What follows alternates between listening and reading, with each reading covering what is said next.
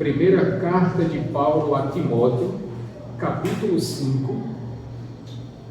E à medida que você for encontrando, fique de pé, por favor, por reverência à leitura da palavra de Deus.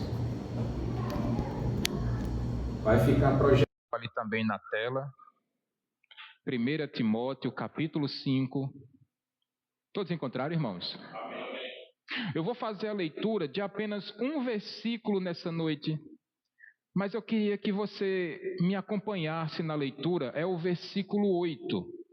Amém, gente? Se alguém não cuida dos seus parentes, especialmente os da sua família, negou a fé e é pior do que o descrente.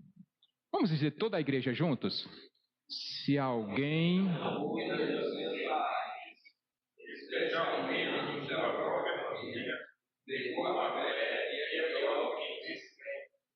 Senhor, nosso Deus e Pai, estamos aqui nessa noite para aprendermos mais da Tua palavra e podermos usufruir, ó Deus, de uma bênção que o Senhor nos concedeu, que é a nossa família. Não apenas a nossa família de sangue, Senhor, mas também a nossa família de fé. Essa família que o Senhor nos deu, que nos abraçou, que nos ama, que nos ajuda, que nos orienta, que muitas vezes nos consola e nos conforta. E por isso pedimos, ó Deus, que o Teu Santo Espírito ilumine a nossa mente e o nosso coração nessa noite, para que possamos aplicar as Tuas palavras em nossas vidas e possamos desfrutar de uma grande maravilha, que é termos alguém ao nosso lado que nos ama. É assim que nós Te agradecemos nessa noite, Pai Santo, em nome de Jesus. Amém. Podem sentar, meus irmãos. Eu acredito que certamente todos vocês têm acompanhado nesses últimos dias, quer seja pela TV, quer seja pelas redes sociais, que existe um movimento que tem tirado o sono, que tem tirado a paciência e ao mesmo tempo tem demonstrado que a saúde mental de algumas pessoas precisa ser tratada. Vocês já viram alguém com um bebezinho, um boneco, vamos falar a verdade, vamos dar uma rasgadinha aqui, um boneco de silicone que é chamado bebê reborn, ou bebê reborn, no nosso português, que coloca esse bonequinho de silicone num carrinho de bebê e a criança anda no chão, que leva esse bonequinho de silicone para um hospital infantil, como nós tivemos ontem à noite levando lá alimentos, e que quer tomar lugar de crianças de verdade, meus irmãos. Alguns, inclusive, querem conseguir assistência financeira por parte do governo, porque dizem que são mães reborn, mães de bebê reborn. Meus irmãos, é algo que está acontecendo no nosso país, que está desvirtuado, que está fora do normal. Eu sempre vi meninas brincando com bonecas na minha infância. E continuo percebendo que até hoje isso é uma prática normal. Quantas vezes Eloá e Ayla brincam com bonecas? E isso é a coisa mais normal do mundo, meus irmãos. Agora, isso passa a ser estranho quando você pega uma mulher que pega um bebezinho de silicone e acha que aquele bonequinho tem vida. Só para que os irmãos tenham uma noção, sabe quanto é que custa um bonequinho daquele, Vanildo? Entre R$ 750, o mais barato, E pode chegar até R$ 9.500 um bonequinho desse. Boneco caro da pílula. Aí a pessoa acha caro comprar levar a esposa ou levar um filho para fazer um lanche fora e paga R$ 9.500 num boneco. Rapaz, o negócio tá estranho. Tá estranho. E o pior é que ainda faz com que as pessoas acreditem. E ai de você se chamar aquilo ali de boneco. Você compra uma briga com a pessoa. É praticamente uma ofensa. Por isso, meus irmãos, falar sobre família é algo tão importante em nossos dias. Família de verdade. Família que tem vida. Filhos que têm vida de verdade. Que choram de verdade. Que se alimentam de verdade. Porque eu vi que tem fabricantes dessas bonequinhas, Lília, que faz até um cordão umbilical de silicone também. Tem uns que botam até uma espécie de um motorzinho para fazer de conta que é um coração. Diga, para que doidice da pílula é essa, meu Deus? Imaginou? Você acordar de repente, Luiziane, aí você acorda de madrugada aquele bonequinho, ó, zoião assim, arregalado. Aí Flaviano vai tomar água na cozinha lá de madrugada. Aí a bonequinha, tome um copo para você de água.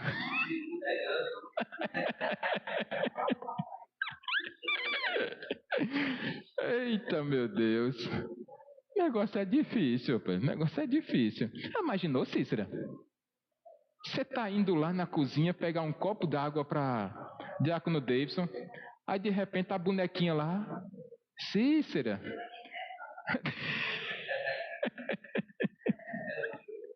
É o Chuck.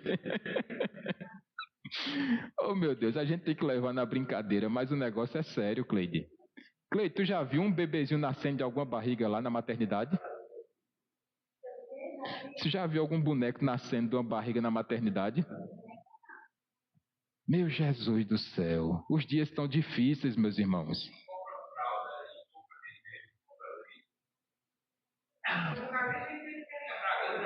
Tem. Diego.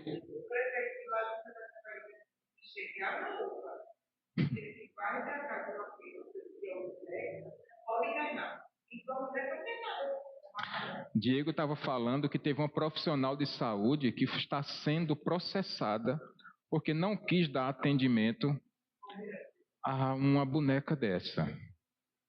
Então, meus irmãos, falando sobre família, nós precisamos, antes que eu entre de fato nessa mensagem, nesse versículo, porque se tem alguém que não cuida dos seus parentes, especialmente os da sua família, negam a sua fé e são piores do que os descrentes. Agora nós precisamos contextualizar isso aqui, meus irmãos. Por que que Paulo está escrevendo isso a Timóteo?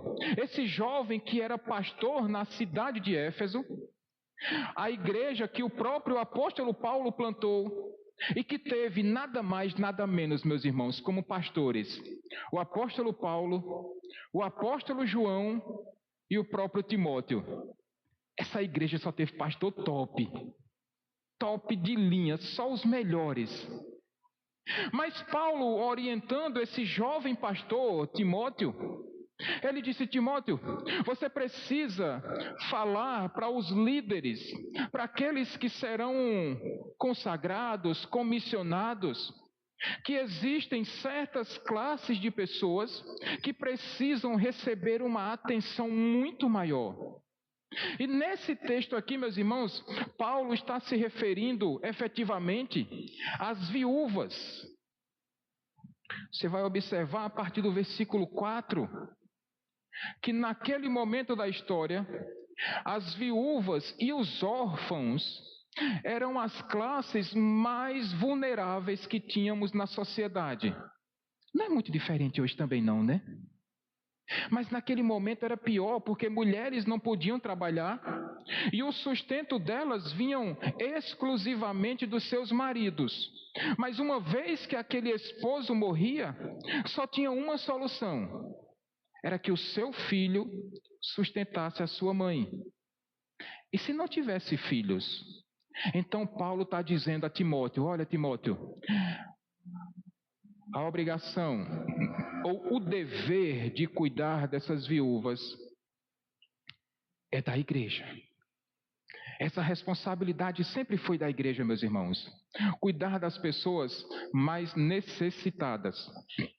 Então, naquele momento, mas olha, observe na sua Bíblia, que Paulo vai dizer que esse cuidado era específico, era para as viúvas de verdade. Aí eu lendo esse texto, eu digo, e tem viúva de mentira? E tem homem que morre de mentira? Mas o que nós precisamos entender é que quando Paulo está dizendo a Timóteo, olha, são as viúvas de verdade, são aquelas que não têm esposo, evidentemente, mas que também não têm filhos. Por consequência, também não terá netos. Então, uma vez que essa mulher está totalmente desamparada, aí se torna obrigação, um dever da igreja cuidar delas. Mas se ela tiver filhos e netos, o dever primário de cuidar dessas mulheres é dos filhos e dos netos. E Paulo ainda complementa dizendo, olha, Timóteo, tem mais outra coisa. E se essa viúva, se ela for nova e ela começar a viver uma vida de gandaia, uma vida de festa, uma vida de farra, ainda que ela esteja viva, na verdade ela está morta.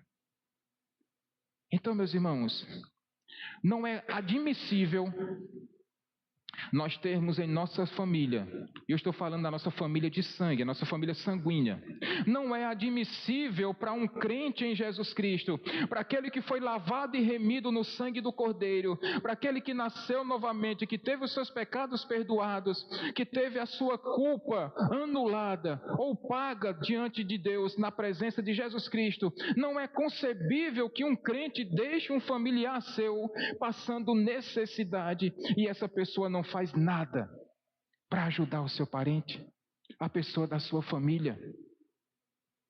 Não é concebível, meus irmãos, você ter uma excelente carreira profissional. Não é normal você ter um sucesso na sua vida acadêmica. Não é normal você ter um sucesso na sua vida financeira e você não se preocupar com as pessoas da sua família, especialmente o seu pai e a sua mãe. Então, quando nós entendemos esse contexto, aí faz todo sentido quando Paulo instrui Timóteo a ensinar na igreja de Éfeso que se tem alguém que não cuida dos seus parentes, em especial os da sua família, está negando a sua fé e é pior do que um descrente. E embora, meus irmãos, eu entenda que não é o caso da nossa igreja, louvado seja Deus por isso, mas nós precisamos relembrar os nossos corações dessa realidade. Não é possível você viver tranquilamente, não é possível você dormir com a sua cabeça no travesseiro de forma saudável, sabendo que tem pessoas que você ama, que dedicaram a vida delas por vocês, e vocês não fazerem nada por elas. Então, diante dessa introdução, eu quero trazer 3 ensinamentos para todos nós, sem exceção, dos mais jovens até os mais velhos. 3 lições que nós precisamos tirar nessa noite, meus irmãos, de o porquê nós não podemos ser negligentes com o cuidado das pessoas que nós amamos. Em primeiro lugar, a pessoa que não cuida dos seus parentes próximos é alguém que nós podemos dizer tranquilamente, meus irmãos, nessa noite, sem nenhum problema, que são pessoas egoístas. Observe na sua Bíblia, versículo 8, como é que Paulo começa escrevendo: se tem alguém que não cuida, uma pessoa que não cuida de outra, é uma pessoa egoísta. Amém, gente? Mas por que, pastor, o senhor está dizendo isso? Porque uma pessoa que se preocupa somente com as suas próprias coisas, uma pessoa que se preocupa somente com os seus interesses, com aquilo que lhe agrada, com aquilo que enche o seu coração e tal, pouco se lixando com seu pai, a sua mãe, os seus irmãos, os seus parentes mais próximos, essa pessoa tem algum problema. Se ela só está interessada no seu bem maior, no seu bem-estar, essa pessoa teve o seu coração contaminado, meus irmãos. Imagine a situação de você chegar, filho, você chegar para a sua família, para a sua casa, aí você se preocupa com o seu trabalho. Homens, primeiro é para vocês, recebam em nome de Jesus. Aí você, marido, você trabalha, passa o dia inteiro trabalhando ou passa a noite inteira trabalhando. E quando você chega em casa, a primeira coisa que você diz para sua esposa é: olha, eu estou muito cansado, eu não quero que me incomode, deixa os meninos para lá brincando, eu não quero que me perturbe, porque agora eu preciso descansar. Ou então, você passou o dia trabalhando, aí quando chega em casa, toma um banho, pega o controle remoto e começa a zapear. E tem 755 canais na televisão e nada daquilo lhe interessa, nada daquilo agrada a você. Mas esquece que a esposa tinha dito para você que tinha um botijão de gás para trocar, que precisava ir ao supermercado para comprar algumas coisas que estavam faltando em casa. Mas por causa do egoísmo do seu coração, você diz: esposa, eu preciso do meu tempo, eu preciso do meu espaço, eu preciso ter a minha liberdade.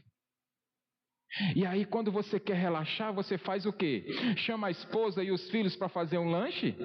Nada disso. Você vai jogar bola com os amigos. Ou você vai dar um passeio, vai à praia, marcou, é porque crente não bebe, mas se bebesse, convidava os amigos para ir para um boteco, ou para dar um passeio de moto, ou um passeio de carro, ou sair para dar uma pedalada. E a esposa com serviços acumulados em casa, estressada com as crianças, muitas vezes tem um filho doente, ou tem que comprar algum material para os filhos, uma roupa, uma fralda, alguma coisa do tipo. Mas o bacana está lá: não me incomode, não me perturbe, porque eu preciso ter a minha privacidade. Ou então invertamos a situação. A esposa passou o dia lá trabalhando, preparando comida, cuidando dos filhos. Mas aí quando chega a noite, chega para o esposo: oh, my love de my life, eu vou sair com minhas amigas, vou desligar o telefone, eu não quero que me incomode. Se menino chorar, esquente leite no micro-ondas e bote para dormir e se esqueça de mim. Isso é pensamento egoísta.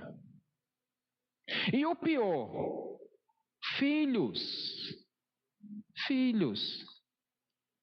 Os pais cansados, se dedicaram, aí de repente chega o filho em casa. E meus irmãos, sabe o que é que eu tenho presenciado? Mães, avós, sabe o que eu tenho presenciado? Muitas vezes, a responsabilidade de educar os filhos, e eu vou falar disso aqui mais um pouquinho, foi compartilhado com os avós. E aí os filhos precisam trabalhar porque tem que comprar as coisas dentro de casa, tem que sustentar o filho. Mas esse filho chega em casa e não pergunta como é que o pai está, não pergunta como é que a mãe está, porque só está preocupado com o iPhone, iPad, iPod, iCarro, iMoto, iPasseio, é tudo dele, porque não divide com ninguém. E aí não se preocupa se pode dar assistência dentro de casa. E sabe o que é que eu tenho presenciado? Às vezes mora 3 pessoas dentro de casa. Imagine, meus irmãos, imagine, irmãs, para vocês. Você, mãe, tem 2 filhos e mora só vocês 3 em casa. E aí seus filhos não lhe ajudam em nada. Você trabalha por 3 para que seus 2 filhos fiquem de perna para cima. Mãe, quero isso. Mãe, eu quero aquilo. Mãe, cadê minha camisa? Mãe, a minha calça não está passada. Mãe, eu estou com fome. Mas não lava um prato. E o pior, Vitor, é que às vezes tem uma pessoa dentro de casa que prepara comida só para ela, que não lava um prato que não seja o que ela sujou, que não lava uma peça de roupa que não seja dela. A máquina de lavar só tem uma carga de roupas, é só a dela. Porque pode ter 30 peças para estender lá no varal, mas ela só estende a dela. E sabe o que é que isso demonstra? Que essa pessoa tem o seu coração tomado de egoísmo. Tomado de egoísmo. Mães, pais, quantas noites de sono vocês passaram para que os seus filhos, e eu estou falando aqui, eu queria olhar no olho de Flaviano, de Cícera, de Davidson e Carol. Quantas noites de sono vocês perderam porque o dente estava nascendo, porque dá febre, hein, Luciana? E porque estava com febre, aí chorava e só queria o colo da mãe, que nessa hora nem o colo do pai serve. E as avós aqui também entendem do que eu estou dizendo. Porque tem horas que os braços do pai e do avô não funcionam. Só vai o da mãe ou da avó. Porque vó é mãe 2 vezes, né? É uma mãe açucarada. E aí essa criatura vai crescendo. Essa bênção vai crescendo. E joga fora, na lata do lixo, todo o cuidado que vocês tiveram. E o pior é que elas ainda vão dizer para vocês: eu não pedi para nascer e vocês tinham a obrigação de cuidar de mim. Eu espero que ninguém nunca tenha escutado isso na vida. Nenhum pai, nenhuma mãe, nenhum avô, nenhuma avó. Mas infelizmente, meus irmãos, essa é a realidade que nós estamos vivendo. Porque com essa ideia de que você merece ser feliz, você precisa ser feliz. Que a sua vida vem em primeiro lugar. E existe um certo narcisismo de que, e tem até uma música, né? Eu me amo, eu me amo. Quem pode completar? Olha a música. Isso é egoísmo concentrado, meus irmãos. E a pessoa se olha no espelho e diz: rapaz, eu não consigo viver sem mim. Porque sem mim a minha vida não faz sentido. Digo, doidinho conversando só. Mas tem jovens que estão desse jeito. E não é só jovens não, viu? Tem adultos que estão vivendo desse jeito. E talvez um exemplo levado ao extremo, meus irmãos, é o caso de uma mulher, ou de um homem também, que pega uma bonequinha dessa, um boneco desse reborn, e sai para passear. E quer que um hospital dê atendimento para um boneco, tirando a vez de uma mãe ou de um pai que está com seu filho lá doente, de verdade, muitas vezes com 40 graus de febre, e faz questão de ser atendido, de ir a um consultório médico, para que o médico pegue um estetoscópio e coloque lá naquele negócio, lá acontecendo que bexiga é aquilo. Meus irmãos, isso é egoísmo puro. Isso é egoísmo elevado ao extremo. E isso não cabe para o povo de Deus. Isso não cabe para aquela pessoa que se diz cristão, que foi lavado e remido no sangue do Cordeiro, e que deveria viver para fazer o outro feliz. Afinal de contas, homens, vocês casam para serem felizes ou para fazer a sua esposa feliz? Hein?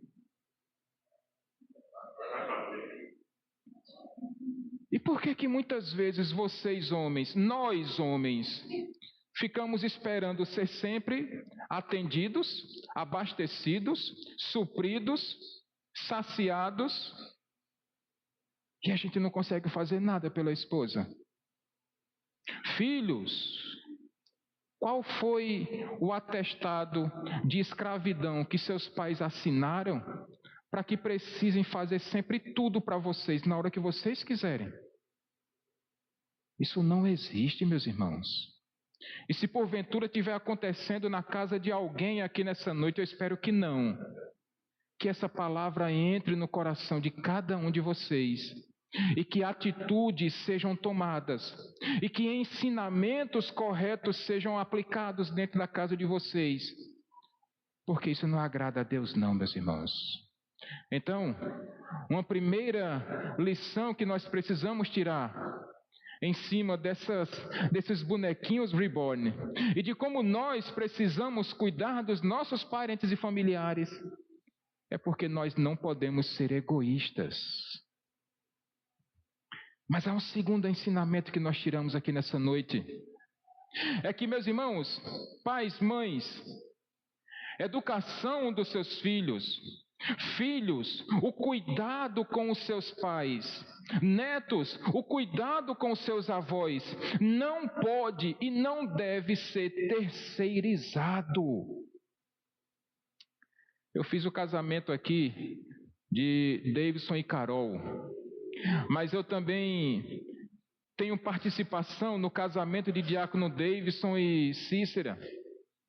Mas para todos os casais a quem eu aconselho, eu sempre digo uma coisa a vocês: maridos, vocês casaram-se para amar a sua esposa, assim como Cristo amou a sua igreja, a ponto de se entregar por ela. Pastor, isso é coisa da sua cabeça? Não, vá ler o capítulo 5 da carta aos Efésios, que você vai ver que a obrigação do marido é amar a sua esposa, assim como Cristo amou a igreja. E isso é inegociável, isso não pode ser terceirizado, isso é uma obrigação do homem. Deus não deu essa obrigação para a mulher, mas Deus colocou essa obrigação para nós homens.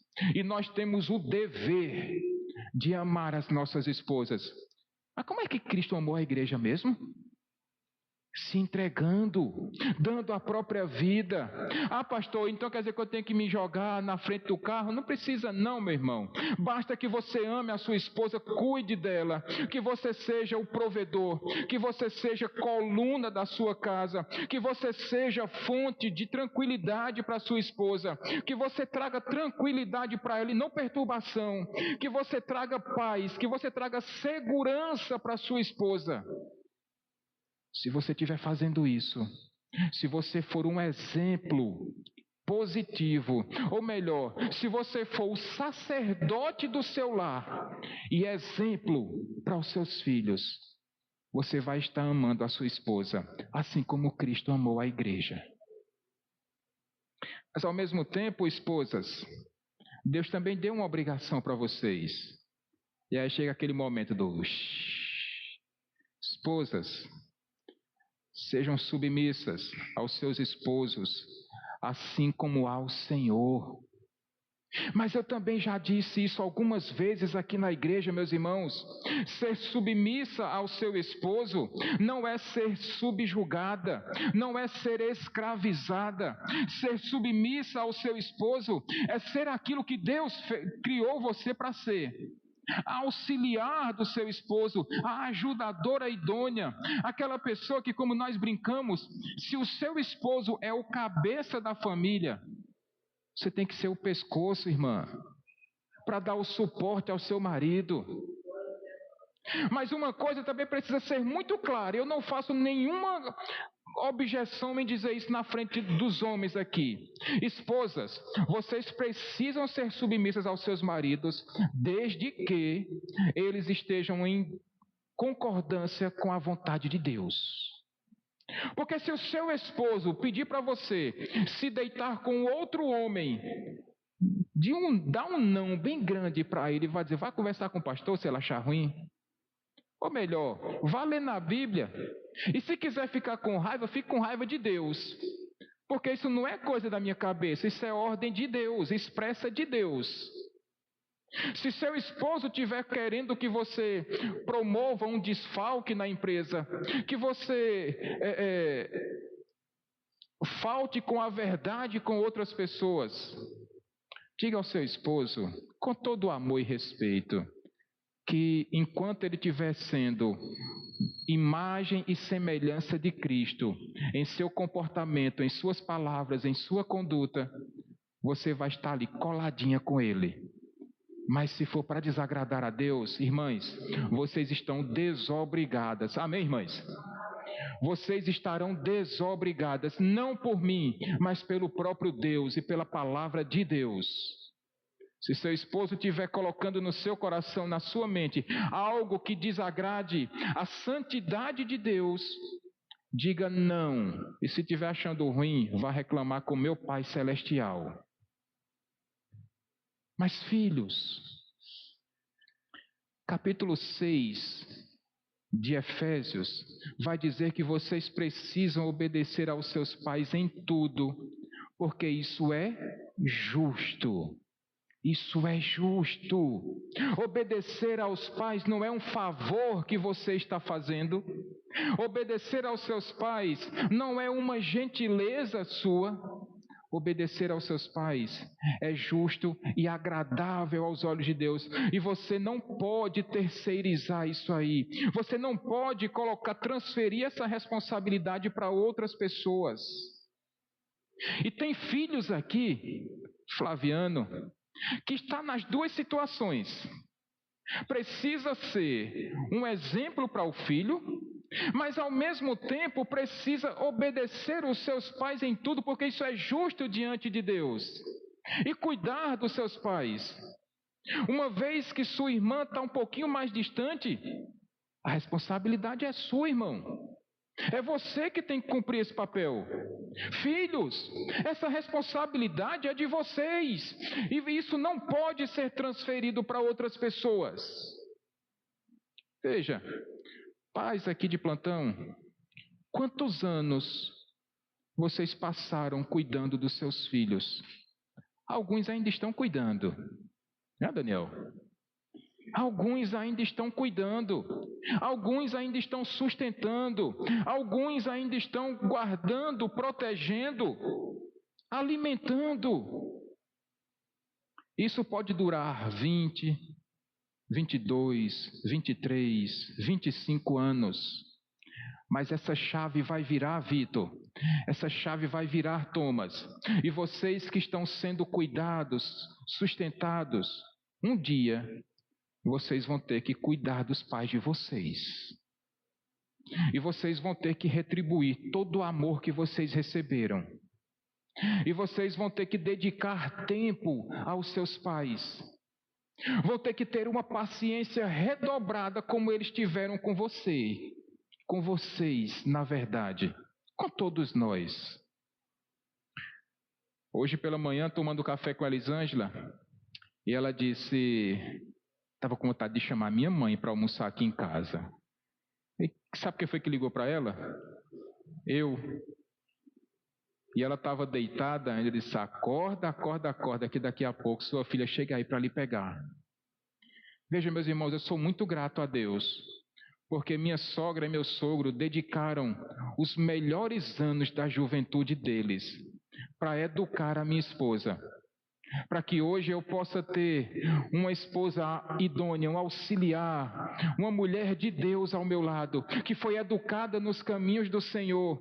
E hoje ela retribui tudo isso que os pais dela fizeram por ela. Assim como eu sei que Flaviano está fazendo pelos seus pais, assim como eu sei que Saulo faz para com a sua mãe, assim como eu sei que Cleide faz com os seus pais quando vai visitá-los. E eu poderia elencar todos aqui. Luciana cuidando de Dona Albertina, com paciência dobrada, porque a visão dela não é tão boa.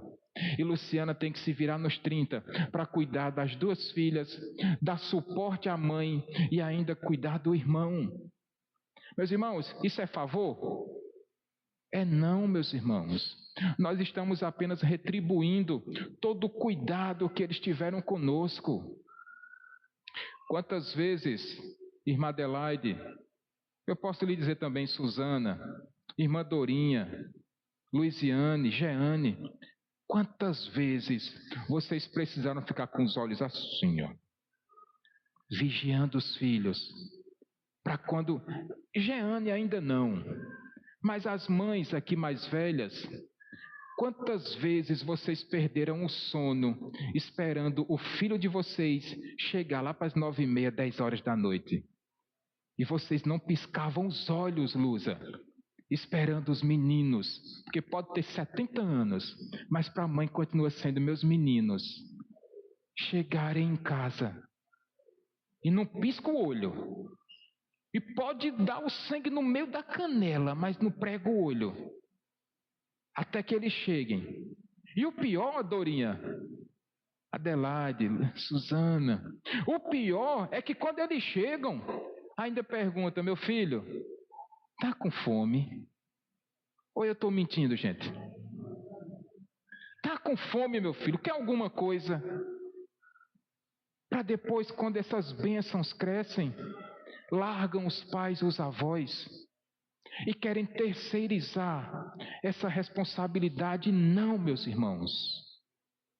Aos mais jovens, dos mais jovens aos mais velhos, essa responsabilidade é nossa e nós não podemos transferir para ninguém, Luciana. É dominar no peito e dizer, Deus, obrigado, porque o Senhor está me dando a oportunidade de cuidar de quem cuidou tanto de mim. Obrigado, Deus, porque o Senhor me deu uma família. E se eu estou dentro de uma casa com meu pai, minha mãe, meu avô, minha avó, é porque é um presente, uma bênção que o Senhor me deu. E um presente dado, nós cuidamos bem. Amém, gente? Então, meus queridos, uma segunda lição. E só um detalhezinho, avós e avós, para não me esquecer. A obrigação de criar os netos não é de vocês. Eu sei que aqui eu falo diretamente para a irmã Dorinha, para a irmã Adelaide, para a Lusa, Elza. Eu falo diretamente para vocês. Dona Suzana também. A obrigação de cuidar dos netos não é de vocês, porque o papel de vocês foi criar, educar, sustentar, amar e proteger os filhos de vocês. Mas agora a responsabilidade de cuidar dos netos é dos pais. O que não quer dizer também que vocês não possam ajudá-los, mas se sentirem na obrigação, não. Portanto, filhos, netos, escute as palavras do apóstolo Paulo no versículo 8. Filhos e netos, a obrigação de cuidar dos seus pais e avós é de vocês. E não é para vocês terceirizarem, não. Mas em terceiro e último lugar nessa noite, meus irmãos, uma terceira coisa que não pode acontecer, e para mim esse é o mais grave de todos. Se alguém não cuida dos seus parentes, especialmente os da sua família, negou a sua fé e é pior do que um descrente. Se você não cuida dos seus pais, dos seus avós, você está negando a sua fé e você está agindo pior do que um descrente. Como assim, pastor? Quer dizer que não cuidar das pessoas que eu amo implica em dizer que eu perdi a minha salvação? Paulo não está dizendo isso, não. Até porque a salvação não depende de você e de mim. Salvação é uma graça concedida por Deus em Cristo Jesus. E se Ele concedeu salvação para você, ninguém pode tirar isso de você. Eu também não estou dizendo que negar a sua fé é viver numa heresia ou numa seita, não. Eu estou dizendo que se você diz que é servo de Jesus Cristo, que é discípulo de Cristo, mas você não faz o que Jesus fez, você está vivendo uma contradição. É quando a sua ortodoxia não está caminhando em igualdade com a sua ortopraxia. Traduzindo, aquilo que você fala não tem nada a ver com o que você faz. E eu vou dar exemplos bíblicos para isso, meus irmãos. Daniel, abra aí, por favor. Tito, capítulo 1, versículo 16, só a parte A. Uma outra carta pastoral de Paulo, só que dessa vez escrita a Tito. Eles afirmam que conhecem a Deus, mas por seus atos o negam. Veja, você filho, neto, que diz que ama a Deus, que diz que serve a Jesus Cristo, que diz que confessa Jesus como sendo seu Senhor e Salvador, mas se as suas obras negam aquilo que você fala, você está vivendo uma vida hipócrita. Isso é uma vida mentirosa. Dizer que ama a Deus, mas não ama nem o seu pai e a sua mãe que lhe colocou no mundo, que não ama e não cuida dos seus avós que colocaram os seus pais nesse mundo, você está vivendo um contrassenso. Oh, meus irmãos, não dá para dizer uma coisa e viver outra. Isso é falsidade, na fase mais literal da palavra. Isso é falsidade. Marido, como é que você diz que ama a sua esposa e você não a respeita? Como é que você diz que ama a sua esposa e você faz com que ela viva amedrontada dentro de casa, porque ela tem medo de você?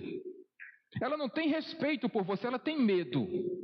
Porque você é bruto, é ignorante. E para virar um cavalo de verdade só falta dar coice. Mas você prometeu que ia amar sua esposa. Você prometeu que ia cuidar dela. E você não tem o direito de fazer a sua esposa sofrer desse jeito. Isso é uma vida hipócrita, meus irmãos. Esposas, você prometeu que seria submissa ao seu esposo assim como ao Senhor. Mas na primeira semana você está querendo ser líder da sua casa e ultrapassar a autoridade do seu marido. Isso está errado. Não é assim que Deus quer da sua vida. Aí seu esposo dá uma ordem para o seu filho ou para a sua filha e você vai lá e derruba na mesma hora. Você está tirando a autoridade do seu esposo na presença dos seus filhos. E o pior é que você faz o seu marido passar vergonha às vezes na frente dos seus colegas de trabalho ou dos irmãos da igreja. Ah, minhas irmãs, isso não é a vida que Deus preparou para você. Isso é uma vida de falsidade, de engano. Você está vivendo um engodo. Isso é uma grande bobagem que você está praticando na sua vida. Ô filhos, tem mais cuidado com seus pais. Para de causar tanto sofrimento para eles. Porque quando você faz isso, você está negando radicalmente a sua fé. Então, aprumemos a nossa vida, meus irmãos. Façamos conforme a vontade de Deus. Deus tanto amou o mundo que Ele deu o único filho dele por você. Agora faça valer a pena isso. Não negligencie o cuidado com seus parentes, com seus pais, com suas mães, com seus avós, com seus irmãos. Não terceirize, não. Tampouco negue a sua fé vivendo de forma diferente. O Senhor Jesus Cristo disse que todos nós seremos conhecidos como discípulos dele se nós amarmos uns aos outros. Mas como é que você se diz discípulo de Cristo se você não ama seus pais e sua mãe, suas avós, seus irmãos? Se você não se preocupa com eles, se você não quer o melhor para eles, e se você vive uma vida solitária e não quer apenas o bem, quer apenas o venha a nós, mas o vosso reino nada. Então, meus irmãos, não é isso que Deus preparou para você e para mim. E nessa noite, que tenhamos mais cuidado com a nossa família. Eu finalizo o sermão dessa noite trazendo 3 aplicaçõezinhas um pouquinho mais intensas. Primeira, pare de ser egoísta. Você não é o centro do universo. O mundo não gira em torno de você. E tampouco você é a luz que ilumina a sua casa. Você vive em comunidade. Portanto, viver em comunidade é ceder o seu lugar para o outro. É cuidar mais do outro.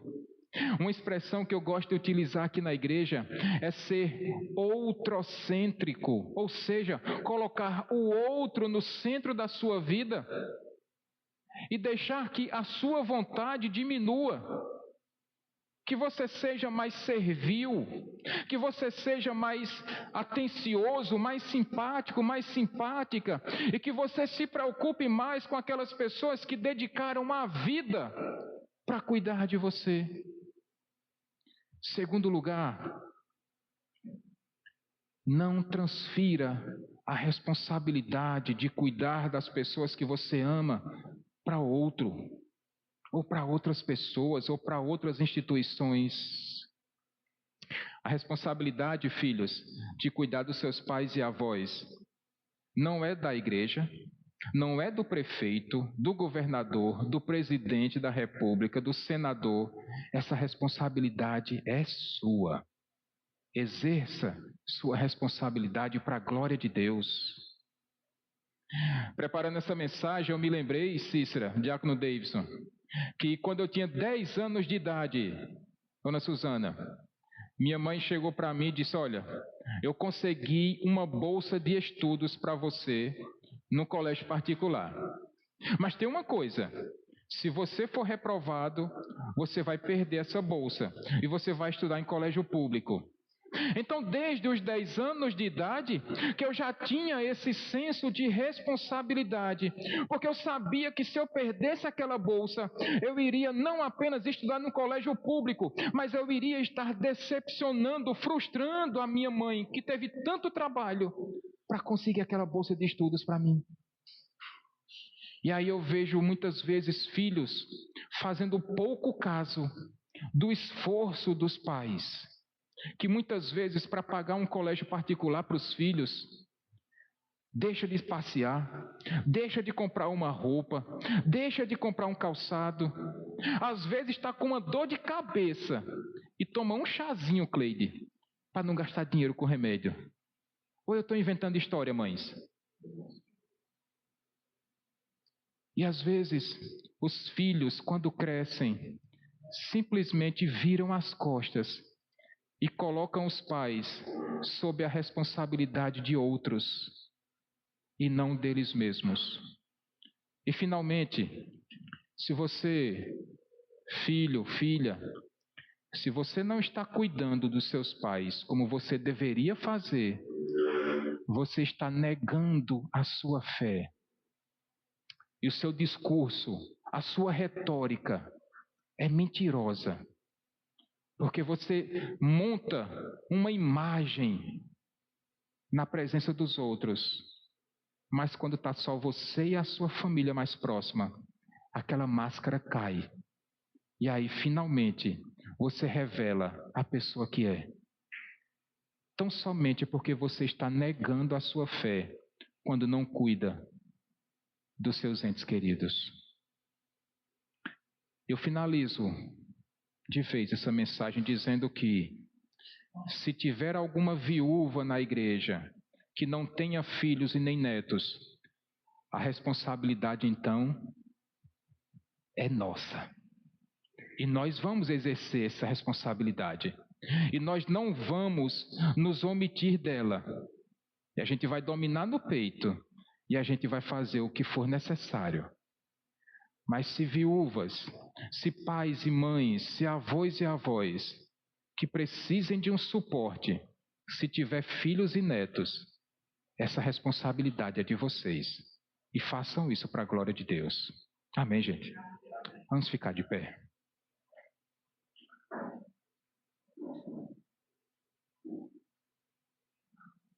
Eu sei que talvez não tenha sido a mensagem que você tem imaginado escutar aqui hoje, mas é o que Deus requer de você, é o que Deus exige de você. Deus não tinha obrigação nenhuma com você e comigo, mas Ele quis nos amar. Ele quis cuidar de você e de mim, sem esperar nada em troca. E quanto mais agora que você sabe, filho, filha, neto, neta, agora